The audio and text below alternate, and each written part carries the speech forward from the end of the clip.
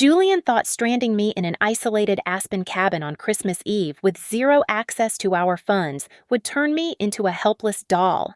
He believed I would freeze while he celebrated with his mistress in New York. Huge mistake. He forgot that I am a forensic auditor capable of tracking a single stolen penny across 3 continents. I am not shivering in fear. I am calculating the total destruction of his empire. My name is Elena Vance, and I stood like a statue by the frosted window, watching the red taillights of Julian's SUV get swallowed by the white void of an Aspen blizzard. The snow was falling in thick, heavy sheets, erasing the world outside within seconds. My phone vibrated in my palm with his final lie glowing bright against the gloom. Emergency PR crisis in New York. Stay put and rest. I will handle everything. I stared at the message until the screen went dark. A prickle of unease, sharp and cold, crawled up my spine. I turned back to the cavernous living room of the luxury cabin. It was a rental, booked under Sterling Corp., filled with expensive leather furniture and faux fur throws. Yet it felt as sterile as a mausoleum. I picked up the heavy brass receiver of the landline to call the concierge, intending to ask about a shuttle service. Silence greeted me. I checked the cord behind the antique desk. It had been unplugged from the wall jack, and the plastic tab was snapped off. Panic began to flutter in my chest, but I shoved it down. I opened the airline app on my mobile phone. I needed a flight out of Denver immediately. I selected a seat for the morning of December 25th and entered the details of our joint black card. The screen spun for a second before flashing red. Transaction declined, card reported lost. My fingers trembled as I switched to my personal savings account app. Account frozen due to suspicious activity. I stared at the screen, my breath hitching. Only Julian, as the primary guarantor on our family trust, had the authority to freeze that account without my consent. A chill that had nothing to do with fear seeped into the room. I walked to the wall-mounted thermostat. It usually read a comfortable 72 degrees. Now, the digital display showed the numbers plummeting. 65, 60, 55. I tapped the screen, but it was locked. A message scrolled across the small LCD panel. Remote override active, energy saver mode. I wrapped my cashmere cardigan tighter around myself. This was not a PR crisis. This was a siege. Julian had brought me to the most isolated spot he could find, stripped me of my communication, cut off my funds, and was slowly turning the house into an icebox. He expected me to curl up and wait. He expected the trophy wife he displayed at galas to break. I began opening drawers in the kitchen, rummaging through them with frantic energy. In the bottom drawer, buried under a stack of takeout menus, I found an old iPad with a cracked corner. It was sluggish, but it connected to the house Wi-Fi. My heart hammered against my ribs as I saw the icon for our Manhattan penthouse security system. I tapped it. The feed loaded. It was not the chaotic war room of a business disaster. It was our living room, bathed in the warm glow of the fireplace. Julian was there. He was laughing, his head thrown back. And he was not alone. Sophia, his director of marketing, was draped over the arm of the sofa, holding a crystal flute. Julian popped the cork of a vintage Dom Perignon, a bottle we had been saving for our 10th anniversary. I zoomed in on the grainy screen. I could see his lips moving. I imagined him saying, "She is probably freezing by now." The sob that had been building in my chest suddenly evaporated. It was replaced by a sensation I knew well from my work, the cold, hard clarity of an audit. The heartbreak vanished, consumed by a freezing rage. I was no longer the betrayed wife. I was the lead forensic auditor for Nexus Solutions. I marched to the bedroom and unzipped the lining of my carry-on suitcase.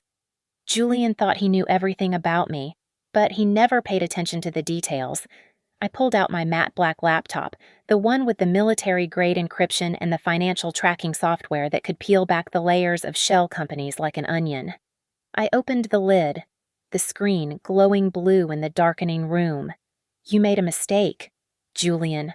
I whispered to the empty, freezing room, my voice steady and low. You left me with a Wi-Fi connection.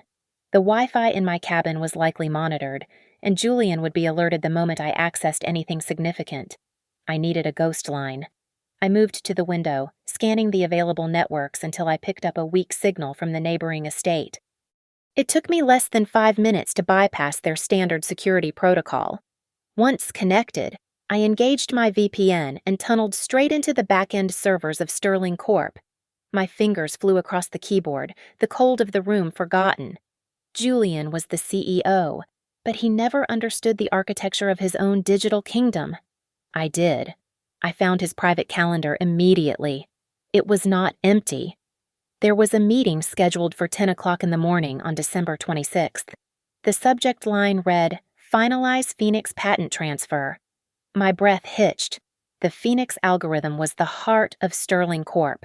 It was the proprietary tech that made the company worth billions. He was selling it. I pulled up the draft contract. The buyer was an entity called Vanguard Holdings. I ran a quick background check. Incorporated in Delaware exactly 3 months ago. No website, no office, just a registered agent address. It was a classic shell company. "Who are you really?" I whispered, my eyes narrowing. I initiated a deep dive trace, peeling back the layers of corporate obfuscation. Vanguard was owned by a limited liability company in the Caymans, which was owned by a trust in Nevis. And there, buried under 3 layers of paper, was the ultimate beneficial owner, Sophia Cruz. It was her maiden name. The picture was now crystal clear. Julian was not just leaving me. He was gutting our marital assets before the divorce filings even hit the court. He intended to sell the company's most valuable asset to his mistress for pennies on the dollar, crash the stock price of Sterling Corp to minimize the divorce settlement, and then enjoy the billions with Sophia once the dust settled. A notification pinged on my screen. It was an automated security alert from our joint offshore account in Switzerland. Notice authorized signatory modified. I clicked the link. The document showed my digital signature authorizing a full transfer of rights to Julian. I stared at the screen, my stomach churning. Then I remembered. 2 days ago, amidst the chaos of packing, Julian had shoved a stack of papers in front of me.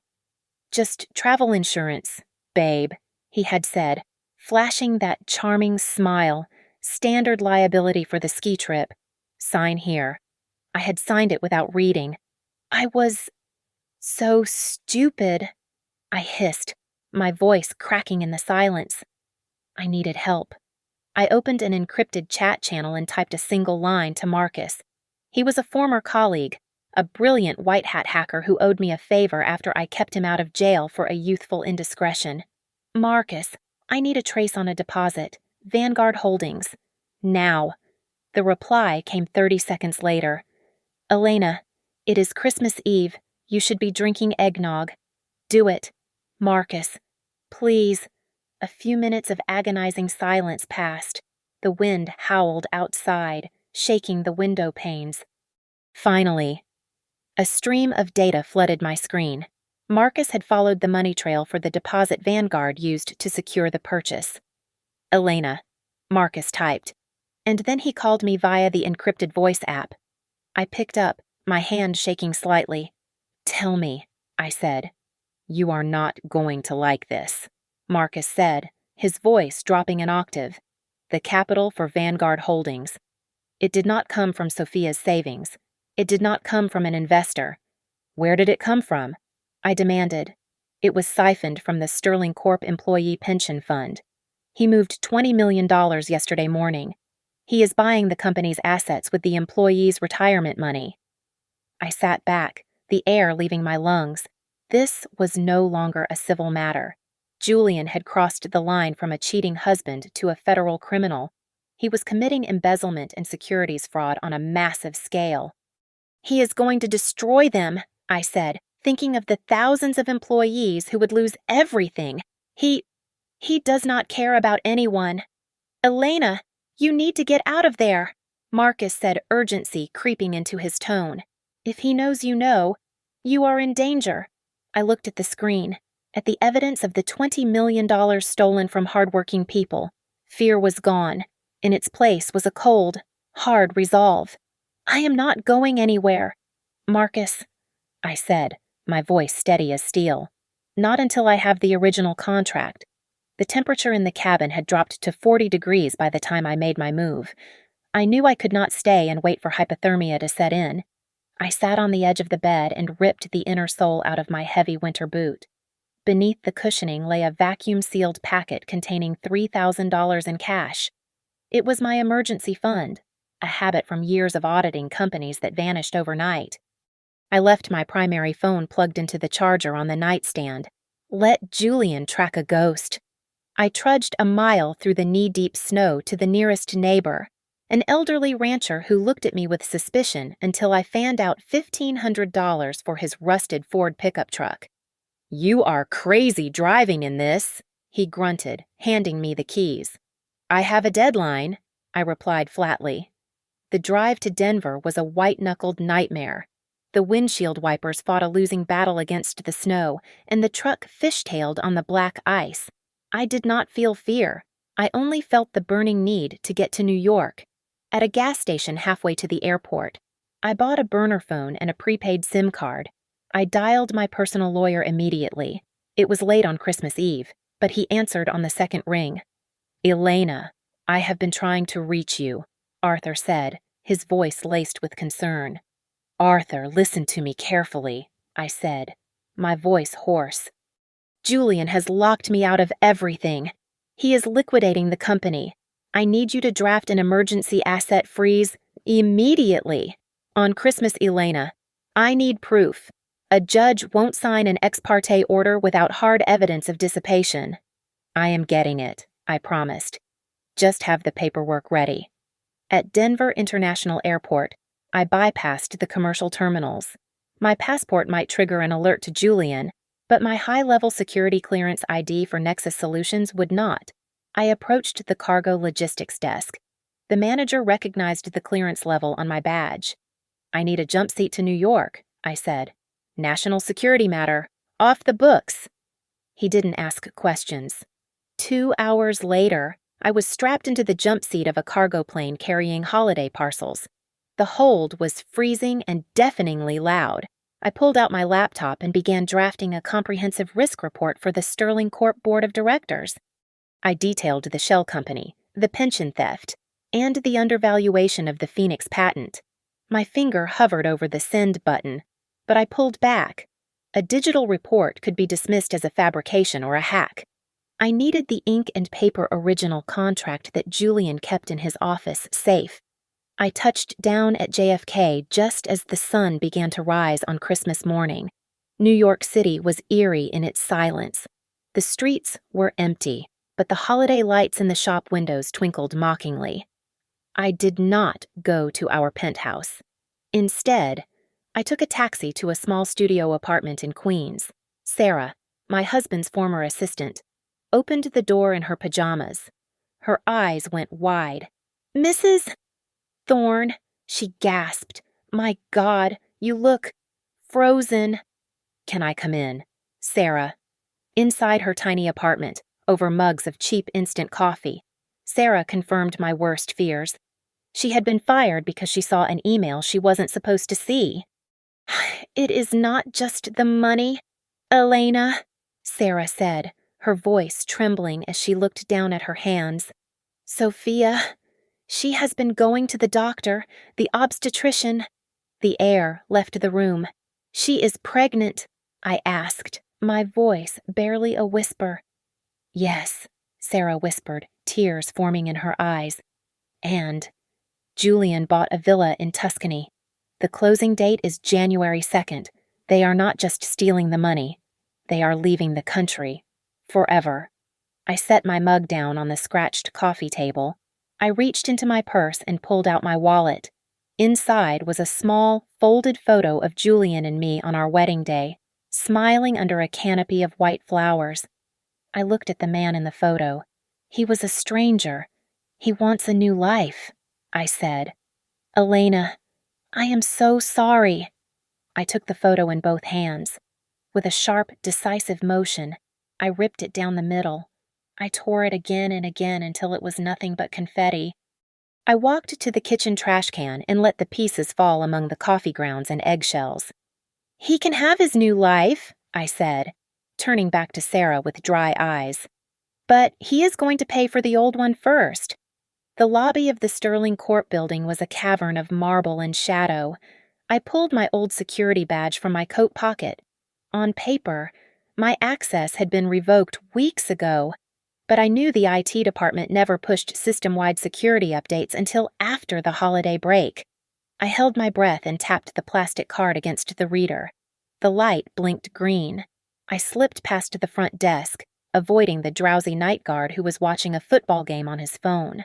The elevators were too risky because they had cameras and logged every floor stop. I pushed open the heavy door to the fire stairwell and looked up. I had to climb to the 40th floor. The ascent was a brutal physical punishment. By the 20th floor, my legs burned as if they were on fire. By the 30th, my lungs felt like they were filled with broken glass. I forced myself to keep moving, counting every step to distract myself from the exhaustion. When I finally reached the 40th floor, I was drenched in sweat, but my mind was razor sharp. I peered into the executive hallway. It was empty. I moved silently across the plush carpet to the double doors of the CEO's office. The biometric scanner flashed red when I placed my thumb on it. Julian had removed my prints, but he was a creature of habit and sentimentality. I keyed in the manual override code 05121955. It was his late mother's birthday. The lock disengaged with a heavy mechanical thud. Inside, the office smelled of his expensive cologne and stale cigar smoke. I went straight to the large abstract painting hanging behind his mahogany desk. I swung the frame aside to reveal the titanium wall safe. I did not have the combination, but I did not need it. I pressed my ear against the cold metal door and turned the dial slowly. Left. A faint click. Right. Another click. The safe door swung open. My heart hammered against my ribs as I reached inside. On top of the stack lay the original contract transferring the Phoenix patent to Vanguard Holdings. But beneath it, I found something even more damning. There were 2 brand new passports. The photos were of Julian and Sophia, but the names read Julian and Sophia Rossi. "You coward," I whispered. I dug deeper and found a yellow legal pad with Julian's erratic handwriting. I read the notes, and a wave of nausea hit me. Plan B. If she contests the prenup, plant cocaine in her glove box. Call Detective Miller. Use the addict narrative. He was not just going to leave me penniless. He was planning to send me to prison to protect his fortune. I pulled out my phone and began photographing every single page, every signature, and every sick note. Suddenly, the elevator chime pinged down the hall. "Babe, stop worrying," a voice boomed. It was Julian. "I just want to make sure we have the physical copies before the party." A female voice replied. "Sophia." Panic surged through me. There was no time to reset the safe or the painting. I looked around frantically and spotted the door to the server room adjacent to his office. I scrambled inside just as the office door handle turned. The server room was freezing and deafeningly loud, filled with the roar of cooling fans and the hum of massive hard drives. I crouched behind a rack of blinking servers, pressing my hand over my mouth. Through the thin ventilation grate, I could hear them entering the office. "See, everything is fine," Julian said. "The board ate up the fake projections. They think we are entering a golden age." "And what about her?" Sophia asked. I could hear the smirk in her voice. "Do you think she is stiff yet? The heating in that cabin shuts off automatically when the temperature hits 0. Julian laughed, the sound echoing like a gunshot. "By the time anyone finds her, we will be drinking wine in Tuscany as Mr. and Mrs. Rossi." "You are terrible." Sophia giggled. "I love it." "Grab the folder," Julian commanded. "We need to get to the plaza. It is showtime." I squeezed my eyes shut, recording every word in my memory. I waited in the dark, shivering not from the cold, but from pure hatred. I listened to their footsteps retreat down the hall. I waited 5 full minutes after the elevator pinged again before I dared to move. I stepped out of the server room and looked at the open safe. I had the photos, I had the files, and now I had the motivation to burn their world to the ground. I walked out of the office, clutching my phone like a weapon. They were heading to the plaza for a party, but they had no idea I was bringing the fireworks. The annual Sterling Corp Christmas Gala was the jewel of the social season, held in the grand ballroom of the Plaza Hotel. I knew Julian's schedule better than he knew it himself. Tonight, amidst the crystal chandeliers and flowing champagne, he planned to unveil his new strategic partner, Vanguard Holdings. It was the perfect stage for his triumph, which meant it was the perfect stage for his execution. I stood on the sidewalk outside a boutique on Madison Avenue and dialed Robert, the company's chief financial officer. He was a nervous man who sweated when the numbers did not balance, and I knew Julian's creative accounting had been giving him ulcers for months. "Elena," Robert hissed into the phone, "I cannot talk. The gala starts in 2 hours and Julian is on a rampage. He is stealing the pension fund." "Robert," I said, cutting straight to the bone. "I just sent a file to your private email. Open it." "That is impossible." He said, "Open it," I commanded. There was a long silence on the line, broken only by the sound of traffic and my own ragged breathing. "Oh my God," Robert whispered, his voice trembling. "He moved. $20 million. I signed off on the transfer requests. He told me they were vendor payments. I am going to prison." "Not if you help me," I said. "You can be the accomplice who goes to jail, or the whistleblower who saves the company. I need security clearance at the door, and I need you to cut the microphone feed when I give the signal. Do we have a deal?" I will do it. Just keep me out of jail." With my entry secured, I walked into the boutique. Julian had frozen every asset attached to his name, but he did not know about the emergency credit card my mother had given me before she passed away. It was linked to a small private trust she had set up solely for me. I handed the black card to the sales associate. "I need a dress," I told her. "Something red. Something that looks like blood and fire." An hour later, I stood before the mirror in the dressing room. The woman staring back at me was not the shivering victim in the Aspen cabin. I wore a floor-length gown of crimson silk that hugged my frame like a second skin. I applied dark, sharp eyeliner and a coat of lipstick that matched the dress. I concealed the dark circles under my eyes and the exhaustion in my bones. I looked like a queen who had risen from the dead to claim a debt. I opened my laptop one last time. I drafted 2 emails, one to the Securities and Exchange Commission and one to the Federal Bureau of Investigation. I attached every photo, every document, and the forensic trace of the stolen funds. I set the auto-send timer for 9 o'clock in the evening, exactly 10 minutes after I planned to make my entrance. My burner phone buzzed. It was a text from Arthur, my lawyer. The judge signed the freeze order, but it is useless unless he is served. You have to physically hand it to him. "Consider it done," I muttered. I needed one final piece of evidence to seal his fate in the court of public opinion. I dialed Julian's number. I forced tears into my voice, letting my breath hitch. "Hello," he answered, the background noise of a party already swelling behind him. "Julian, please?" I sobbed into the receiver. "It is so cold here. The heater stopped working hours ago. I can't feel my fingers. Please unblock the cards. I just need a hotel room." "Stop being dramatic, Elena." He laughed, and I heard the clink of glass. "Put on a sweater. I am busy making history here. Do not call me again until I tell you to." The line went dead. I saved the recording. It was the perfect portrait of a monster. I stepped out onto the curb and raised my hand. A yellow taxi screeched to a halt. I slid into the back seat and looked out at the glittering lights of New York City.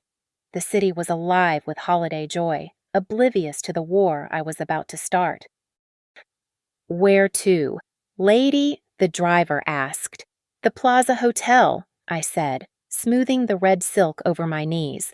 "And hurry. My husband is expecting a surprise." I watched the city blur past. Julian thought he was the king of the world tonight.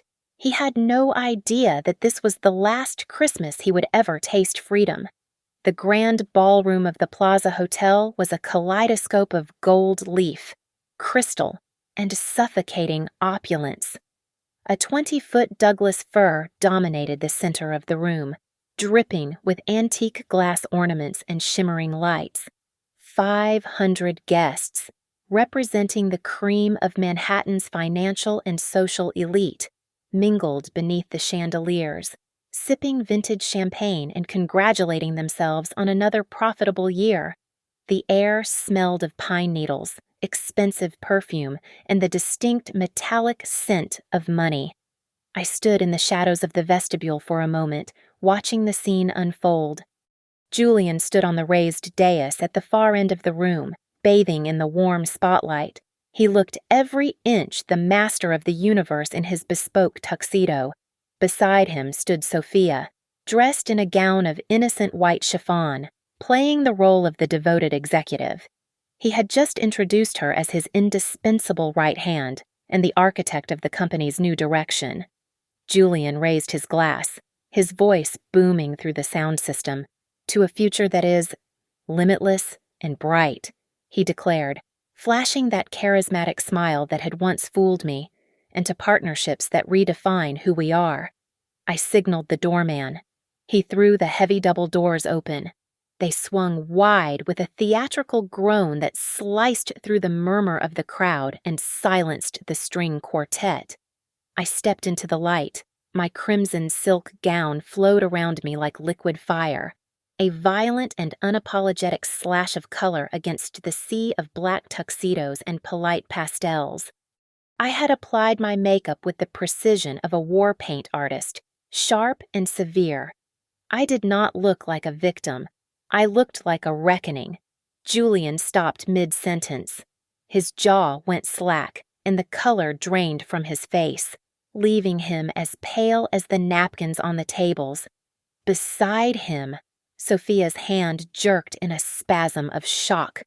The crystal flute of Pinot Noir in her grip tilted, sending a dark, ugly stain spreading across the front of her pristine white dress. She looked down at the mess, her mouth opening and closing like a fish out of water. No one understood why the wife who was supposedly resting in Colorado had just materialized like a vengeful ghost. I did not run. I walked. I moved with a slow, predatory grace down the center aisle. The crowd parted for me instantly, a wave of bodies receding as if my skin burned to the touch. The rhythmic click of my heels on the marble floor was the only sound in the cavernous room. Guests whispered behind their hands, their eyes darting from me to the stage, sensing blood in the water. I ascended the stairs to the stage. Julian was paralyzed, his eyes wide with a mixture of terror and confusion. I reached out and gently pried the microphone from his trembling fingers. The feedback whined for a split second before I brought it to my lips. "Sorry for the late arrival, darling." I purred into the microphone, my voice amplified to every corner of the room. "The blizzard in Aspen is cold, but it is nothing compared to the chill of the human heart right here in New York." Sophia found her voice first.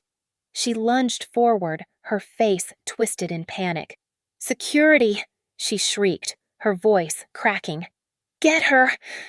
Get her off the stage! She is hysterical!" Two burly guards in dark suits started forward from the wings, but Robert, our chief financial officer, stepped directly into their path. He held up a hand, his face pale but his jaw set. "Stand down," Robert ordered, his voice echoing in the sudden silence. "This is a shareholder matter." "Let her speak." I nodded to the projection booth. Marcus, working remotely from his dark room, killed the Sterling Corp logo on the massive LED screen behind us. In its place, the grainy but high-definition footage from the office security camera flickered to life.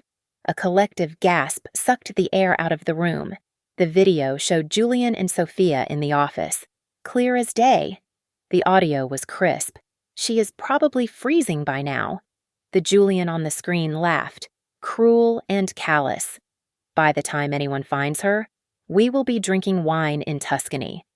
The real Julian grabbed the podium, his knuckles white, sweat beaded on his forehead. "This is a lie," he shouted, his voice shrill. "Turn it off. It is. It is AI generated. It is a deep fake. She is trying to sabotage the merger." I watched him flail, feeling absolutely nothing but a cold sense of justice. I reached into my clutch and pulled out the thick dossier I had prepared. I held it up high, letting the stage lights catch the heavy Sterling Corp letterhead and the red legal flags marking the evidence. "Is this a deepfake too, Julian?" I asked, my voice deadly calm as I slammed the file down on the podium. "Is your forgery of my signature on the asset transfer?" Just a computer glitch, Julian saw his life crumbling inside that folder. And he snapped. He lunged at me with a feral growl, his hands clawing for the papers. I had spent 10 years anticipating market fluctuations, but tonight I anticipated his desperation. I simply took a smooth step to the left. Julian's momentum carried him forward, and he crashed hard into the podium before sprawling onto the stage floor in a tangle of limbs. The camera flashes went off like a lightning storm, capturing the CEO of Sterling Corp groveling at his wife's feet. I did not even look down at him.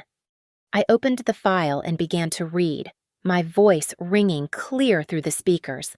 Clause 4. I announced, scanning the crowd, complete transfer of the Phoenix algorithm and all associated intellectual property to Vanguard Holdings for the sum of $2 million. A ripple of confusion went through the room. "For those of you who do not know," I continued, my tone sharp as a blade, "the independent market valuation of that patent is $1.5 billion.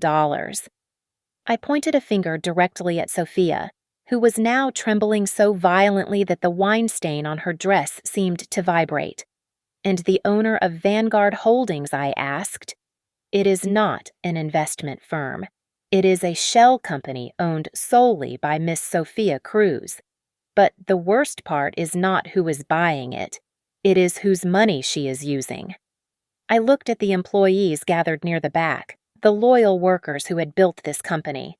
She paid the deposit using $20 million wired yesterday from the Sterling Corp Employee Pension Fund. The silence in the room shattered. It was replaced by a roar of outrage. Men in tuxedos began shouting. I saw the vice president of operations throw his champagne glass against the wall. Investors were already pulling out their phones, frantically dialing their legal teams to distance themselves from the radioactive fallout. Sophia realized the game was over. She turned and sprinted toward the service exit, her high heels clicking frantically on the hardwood. But she never made it to the door. A wall of women from the human resources and marketing departments blocked her path. These were the same women she had belittled and fired over the last year. They did not touch her, but their crossed arms and stony glares forced her to retreat into the center of the hostile crowd. Julian realized that violence had failed, so he switched to his last resort manipulation. He scrambled to his knees, grabbing the hem of my red dress with sweaty hands. "Elena, please," he wept, looking up at me with tears that were far too late. "You do not understand. I did it for us. I wanted to build a kingdom for our future children." The crowd quieted slightly, watching the pathetic display. For a second, I saw pity in the eyes of a few guests. I could not let that happen. "For us," I asked. I pulled out my phone and held it up to the microphone. I pressed play. Julian's voice, arrogant and cruel, boomed through the ballroom speakers, recorded only hours ago. "Stop being dramatic, Elena. Put on a sweater. I am busy making history here. The recording ended, and the silence that followed was absolute. The pity in the room evaporated instantly, replaced by pure disgust. Julian froze, his hand dropping from my dress as if he had been burned. "And there is one last thing," I said, looking at the cameras that were now live streaming to millions of viewers. "Julian did not just plan to steal your money. He wrote down his plan to frame me for a felony." I held up the photo of the handwritten notes from his safe. He planned to plant cocaine in my car to ensure he got full custody of any future children and invalidate our prenuptial agreement. The flashbulbs were blinding now. Reporters were shouting questions, broadcasting the collapse of the Sterling Empire in real time. It was the top story on every news network. I looked at the large ticker screen in the corner of the room that monitored the company's after-hour stock performance. The line was vertical. It was a red cliff. Sterling Corp was crashing, losing millions of dollars in value with every passing second. Julian stared at the screen, his face gray, watching his net worth disintegrate into nothingness. "It is over. Julian," I said, closing the folder. Checkmate. The double doors at the back of the ballroom burst open for the second time that night. But this time, there was no theatrical flair. A dozen men and women in windbreakers emblazoned with the yellow letters FBI marched in, flanked by stern-faced representatives from the Securities and Exchange Commission. The music had long stopped, but now even the whispers died out. The silence was heavy, smelling of fear and impending justice. My automated email had done its job perfectly by flagging the massive unauthorized transfer of funds and the purchase of one-way tickets to a non-extradition country. I had handed the authorities enough probable cause to execute a warrantless arrest based on imminent flight risk. 2 agents ascended the stairs to the stage. Julian backed away until his legs hit the podium. He looked small, stripped of his arrogance. "Julian Thorne, you are under arrest for securities fraud, embezzlement, and conspiracy to commit wire fraud," the lead agent announced, his voice devoid of emotion. As the cold steel of the handcuffs clicked around his wrists, Julian's facade of the doting lover shattered completely. He thrashed against the agents, his eyes wild. "It was her," Julian screamed, jerking his head toward Sophia. She seduced me. She made me do it. I am the victim here. She manipulated me." Sophia, who was being handcuffed by a female agent near the edge of the stage, let out a shriek of disbelief. The loyalty she had shown him moments ago evaporated the instant self-preservation kicked in. "You lying bastard!" Sophia yelled, tears streaming down her face and ruining her makeup. "He is the CEO. I just did what I was told. He threatened to fire me if I did not set up the shell company. I am just a victim of power dynamics." I stood motionless in my red dress, watching them tear each other apart. It was a spectacle of cowardice. They were like rats in a sinking ship, climbing over one another to breathe for just one more second. I felt a deep, resonating satisfaction, but beneath it lay a hollow ache. These were the 2 people who had destroyed my life, and looking at them now, they seemed so pathetic that I wondered how they had ever held power over me. Arthur, my attorney, stepped out from the crowd. He walked up the stairs with the dignity of an executioner and stopped in front of Julian. He held out a thick manila envelope. "Julian Thorne," Arthur said, his voice carrying over the sobbing of Sophia. "You have been served. This is a petition for divorce and an immediate freezing order on all personal assets, effective immediately." The agent holding Julian adjusted his grip to allow Arthur to tuck the papers under Julian's arm.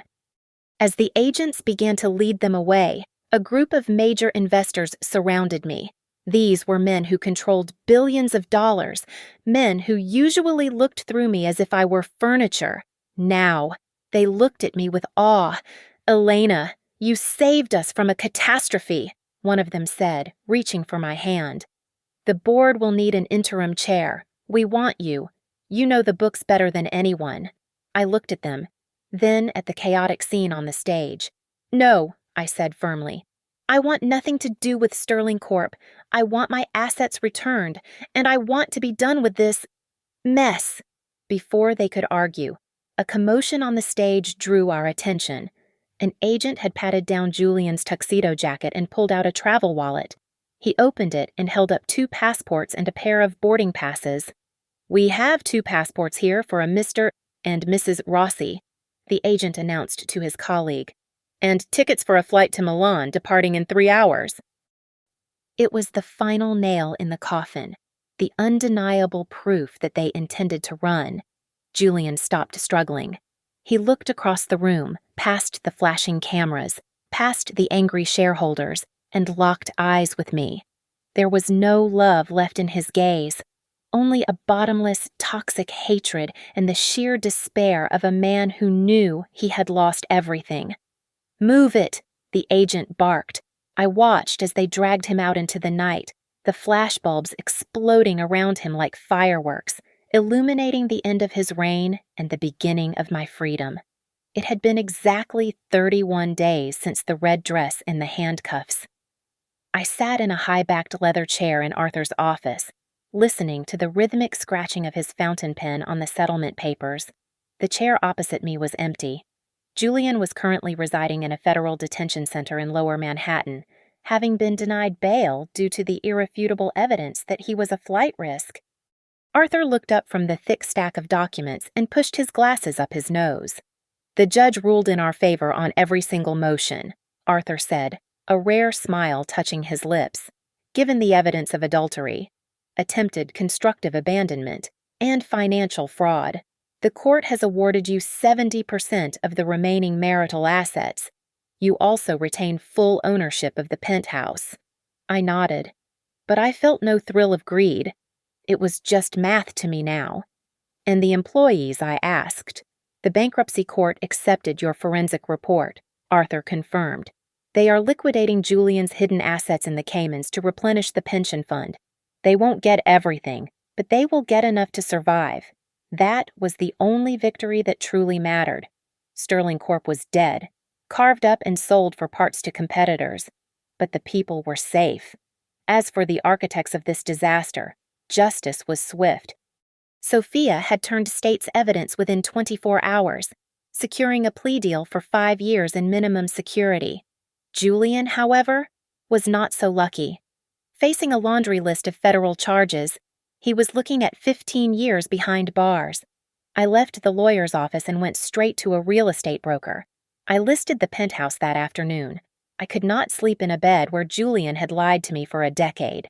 I decided to take the proceeds from the sale, which amounted to over $8 million, and establish a foundation dedicated to helping women trapped in financially abusive relationships. I wanted to be the lifeline I wished I had on that mountain. But before I could start my new job at the London branch of a global consulting firm, I had one final exorcism to perform.